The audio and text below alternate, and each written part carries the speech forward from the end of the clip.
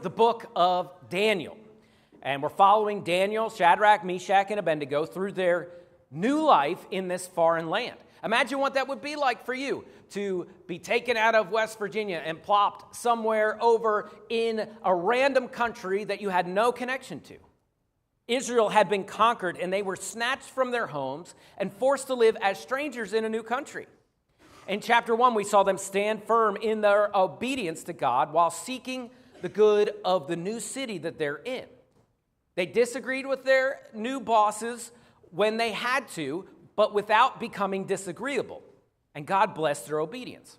And that we saw that continue in chapter 2 as God gave Daniel the ability to interpret a dream for the king when no one else could.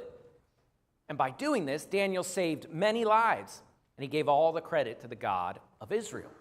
So things are going pretty well for these guys. They've been promoted to big titles and important jobs in the Babylonian government. And right now they're sitting pretty, right? They're where any of us would love to be, in the palace, in charge of things, have responsibility and honor.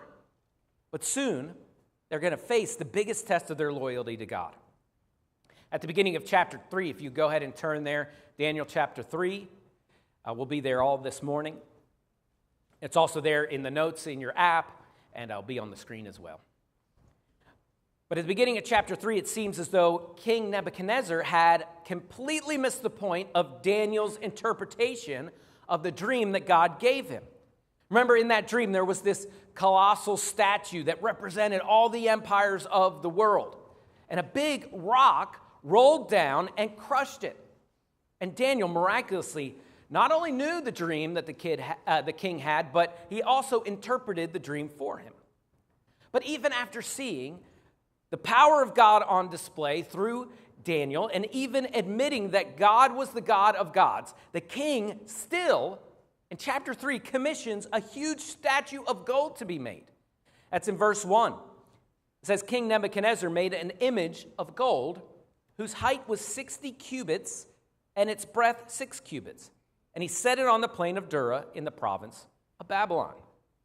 Perhaps the king got distracted by the fact that the empire of Babylon was the head of gold in this vision. And maybe he was proud of that or something, but he forgot the point of the dream. That this future king is coming that's going to take out all these empires. And instead what he does is get distracted by this statue, and he builds one himself. Something that might not jump out to us in our modern context is that he probably didn't see the worship of this idol as any real offense to the God of Daniel, because Babylon was polytheistic. And the king probably thought he could just add God to his roster of gods without worshiping him alone. And we sometimes can be tempted to think that we can do something like that as well and take things from God's word or add him to our lives as an accessory. But God's message in the vision was clearly that all empires will fall and be destroyed, but there's a coming king, not of this world, that will rule them all. However, it appears that Nebuchadnezzar became fixated on this shiny gold head. We're so easily distracted. So he made a huge statue, and the image or idol, that it was 90 feet high. You can think of some of the buildings out here in Clarksburg, like the Grand. It's like that size of an idol. It was no small idol. I grew up thinking that this statue was of the king himself, but worshiping the king as a god was not something that Babylon did. Most scholars think the statue was of their god Nabu, the son of Marduk, who represented the wisdom and the power of Babylon. Each of these little cities had or big cities, had these different deities that represented who they were, and they worshiped that deity. Here's a statue of Nabu that's over there in the area that Babylon would have been in. The statue was probably overlaid with gold and set on a pedestal to provide stability, to be able to see it even higher. And when the statue was done, the king called all the important people, governors, counselors, officials, to come to this dedication ceremony for this statue. Now, the Bible doesn't tell us why Daniel isn't there in Daniel chapter 3. Perhaps he's off on business in another part of the country or something like that. But little details like this remind us that the Bible is true and not a fairy tale, because anybody making this up would have made Daniel the star and the hero once again in chapter 3. But Daniel isn't here. His friends, Shadrach, Meshach, and Abednego, are in this large group of the most important people in the government and society. But then the king says something that punches these young Hebrew men right in the gut in verse 4.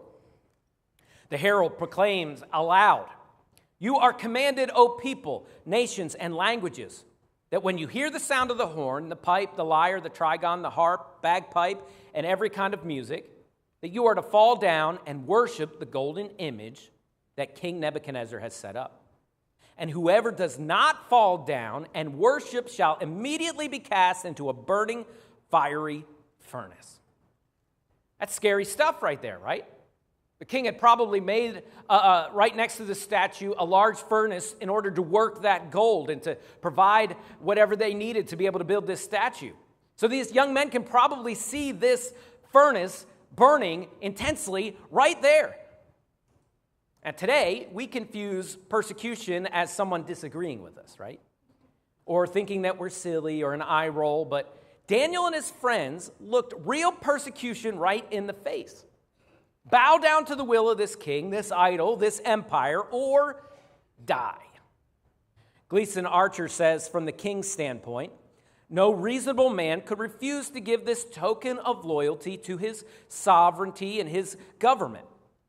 The fairly recent date of the establishment of the Babylonian Empire as the successor of the Assyrians made it appropriate for Nebuchadnezzar to assemble all the local and provincial leaders from every part of his domain and, in essence, exact from them a solemn oath of loyalty certified with a religious sanction by the ceremony of adoration of Babylon's god. But if any officials refused to comply, they were to be immediately executed in the superheated furnace erected nearby. So we might think this is strange to have someone bow down to a god, but this is kind of our equivalent of taking the oath of office on the Bible. This is in their different religion what they would have looked at it like. So if you refuse to swear loyalty to the king and the empire and the blessing and wisdom, with the blessing and wisdom of this God, then you die, because not only are you not fitting in and doing what they say to do, you are rejecting what the king says. Shadrach, Meshach, and Abednego knew that they couldn't do this. But they were not only saying no to bowing to an idol, but rejecting the supreme authority of the king. So they didn't bow down. And verse 8 tells us some of the other important people in the land maliciously, is the word that's used, maliciously pointed out these Hebrew men to the king. Certainly, these other wise men resented that these foreigners were leaders in their land. So that word in Hebrew that is in verse 8 that is translated maliciously means literally to devour someone. And these people were excited to see harm come to Shadrach, Meshach, and Abednego. So the king is unhappy with this blatant insubordination. He already liked these guys from the first 2 chapters, but now he sees his top advisors disobeying him. And he was so upset about it that he decided he had to talk to them himself. Surely they wouldn't be so obstinate when they had to see how angry he was face to face. So verse 13 says, "Then Nebuchadnezzar, in a furious rage, commanded that Shadrach, Meshach, and Abednego be brought. So they brought these men before the king. Nebuchadnezzar answered and said to them, 'Is it true, O Shadrach, Meshach, and Abednego, that you do not serve my gods or worship the golden image that I have set up?'" He just can't believe it. But it wasn't a mistake. They understood. They got the instructions. They knew that the consequences were getting thrown into a furnace. They just refused to bow to this idol or this empire. And the king was kind of right to be offended. In this matter, they were directly disobeying the king's will and wishes. But it's because they served a more important, a more powerful king. Verse 18, Shadrach, Meshach, and Abednego answered and said to the king, "O Nebuchadnezzar, we have no need to answer you in this matter. If this be so, Our God, who we serve, is able to deliver us from the burning fiery furnace, and he will deliver us out of your hand, O king. But if not, be it known to you, O king, that we will not serve your gods or worship the golden image that you have set up." Imagine the intense pressure these young men were facing. Remember, they're probably like 17, 19, 20 years old. They were not experienced people. They were young people. But they had passion, and they wanted to obey their God. And they saw the fanfare and the power of this king that stood before them. And they knew that he had the means to destroy them and that he was not joking. But they served a bigger and more powerful king, one that ruled eternity, whose empire would never fall. They told the king to his face that they ultimately only served the God of the universe. And they knew that God could sweep in and save them at any time. And they hoped that that would happen. But if not, they will still not bow to this idol. Even if staying loyal to God meant they would die a horrible death. They said, he will deliver us. They had faith that he would. We know it's not God's will that we would bow down to you, and we know that he is big and powerful enough to deliver us from you, and that's what we want to happen. But if not, we will not bow. Their confidence in God went beyond deliverance. Alive or dead, they knew that God would see them through. Either way, they were going to get delivered, through death or through God's miraculous power. As young Jewish boys, they would have learned to pray the Shema prayer twice a day, which is Deuteronomy 6, 4, and 5.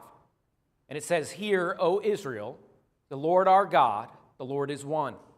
Love the Lord your God with all your heart, with all your soul, and with all your strength." They would pray this prayer in morning and evening every day, reminding themselves who was in charge, even as they're strangers in a foreign land. They knew that their family back home would never find out, but these young men loved God more than life, and they daily reminded themselves who was really in charge. The king was furious, and these young men had defied him in front of everything. So he had the fire stoked up 7 times hotter. I doubt they had any real instruments to measure it back then, but essentially he meant make it really, really, really hot. In fact, it was so hot that the men who threw in Shadrach, Meshach, and Abednego into the fire, they get overwhelmed by the heat. You've probably felt that way some this week. They get overwhelmed by the heat and they die on the outside of this furnace. The king had ordered that the boys had to keep their flammable clothes on and even tie their hands together. No escape. Clear that the king isn't thinking that straight, right? Fire is scary. But what if we make it a really, really hot fire? Well, fire is fire, right? Fire is bad. And he actually works against himself because the hotter the fire, the quicker they die. Maybe you know what happens next. Things get strange in verse 23. It says, as these 3 men, Shadrach, Meshach, and Abednego, fell, bound into the fire, into the burning fiery furnace, then King Nebuchadnezzar was astonished and rose up in haste. He declared to his counselors, "Did we not cast 3 men bound into the fire?" And the answer said to the king, "True, O king." And he answered and said, "But I see 4 men unbound, walking in the midst of the fire, and they are not hurt. And their appearance of the 4th man is like the son of the gods." The king looks in. He can't believe his eyes. His own men had died throwing them in, but these 3 young men are just walking around in the furnace with their arms free of the restraints. They don't look like they're in pain or anything. But wait, there's not just 3, there are 4. And the 4th person is different. He looks divine, like the son of the gods. They should have disintegrated. But somehow they had company, and now they're just hanging out in the fire. King Nebuchadnezzar obviously didn't grow up in Sunday school, and it's always kind of cool when you see people in Scripture try to describe things that they don't understand. You remember that he was polytheistic, so it's not weird for him to have thought of this fourth man in the fire in these terms, right, as a son of the gods. This detail actually rings with authenticity. And the king goes as close as he can to the fire without getting enveloped himself, and he calls for them to come out, which is so weird, right? Get out of there. Come back over here. And now they're alone, but they're unharmed, and the fire did not touch them. Not even the smell of smoke is on their hair. Tori hates the smell of smoke. If I sit next to a campfire or something like that, she can smell it from a mile away. We have one of those smokeless fire pits, but that's not really how it works. This fire makes smoke. But there is not a burnt mark on their clothes. There's no sign that they were just in a blast furnace. Their God had delivered them.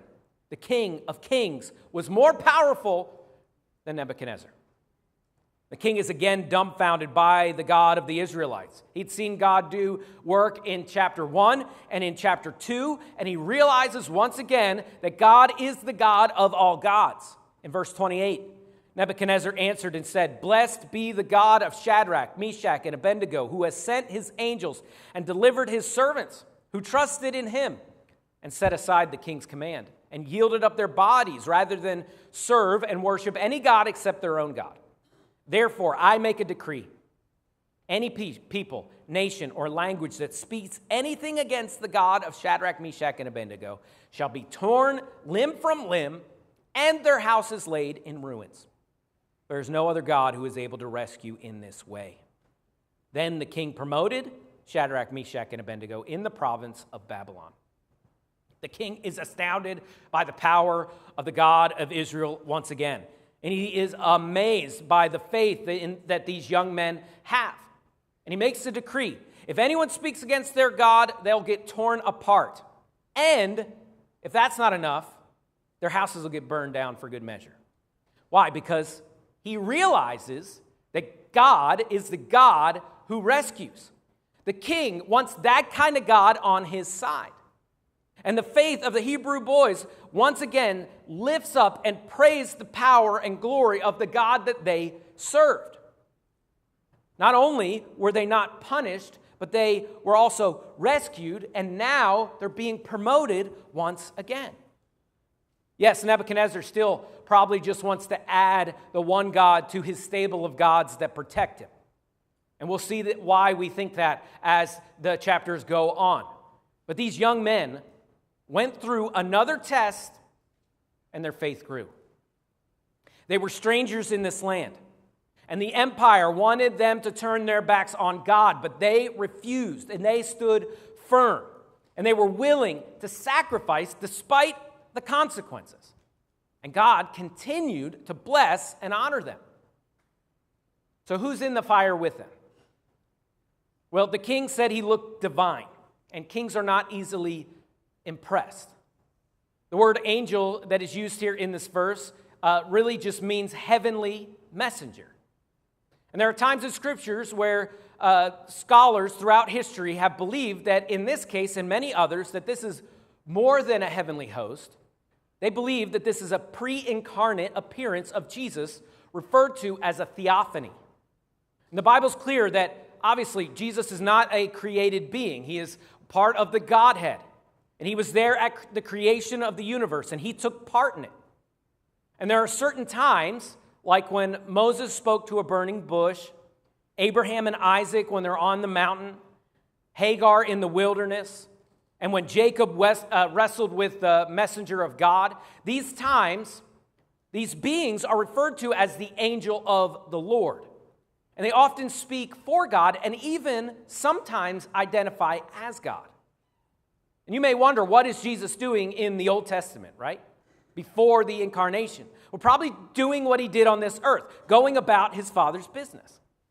And we do know that once again, Jesus was born in the flesh. And once that happens, we don't see this angel of the Lord terminology anymore. But there is that time where Jesus appears to Paul after the resurrection in a very similar way to this. Regardless, God protected them. He wasn't far away. He went through this with them. And this is why we sing, there's another in the fire, standing next to me. Another in the water, holding back the sea. And should I ever need reminded of how I've been set free, there's a cross that bears the burden where another died for me. These lessons from Daniel are not some abstract thought experiment. They're not just some fairy tales. You need to know how to live in a world that worships and bows down to everything except God. And sure, sometimes those in control will pay lip service to the one God for a minute in order to use it for their advantage and to get you on their side, but they also go right back to building golden statues of themselves and asking you to bow down to them. We are strangers in this world. This world is not our home. And if this culture doesn't make sense to you, that's okay. Society doesn't really fit you, that's perfect. That's how it should be. Ben Stewart says this: whenever you see pressure to conform to a godless society, there will always be a remnant that stands up and says no. Rise in that system, stay faithful in that system, be good Babylonians. But if you're asked to compromise your faith, stand. We seek the good of our city while we're here, and we do our best to disagree without being disagreeable. But sometimes there are deal breakers, things that we cannot accept, a path that we cannot follow, a time when we cannot bow down and just go with the flow. And these times may be scary. It feels weird to stand out. But we must be reminded that the kings of this world are temporary. They have no real power. They are just borrowing it from the eternal King of the universe. And we serve a greater king, and he is a rescuer. He isn't far away. He is in the flames with us, and he will not forget us. Now, that doesn't mean that he will always sweep in to save us from our troubles. But he can rescue us. But if not, I will still serve him. Because our God is bigger than this life. And this momentary affliction is nothing when held up to the eternal weight of glory. Have confidence that God will see you through, regardless what you go through, even when it doesn't make sense. And you're looking at this furnace that is in front of you and you think there's no way that I can get out. Well, know that regardless, God will be with you in it. And he just may deliver you from it. But either way, he will pull you through. And he will be in the fire with you. Our God is bigger than this life. There's another life that we're living for. The early church held on to this as it faced persecution and death for their faith in Christ.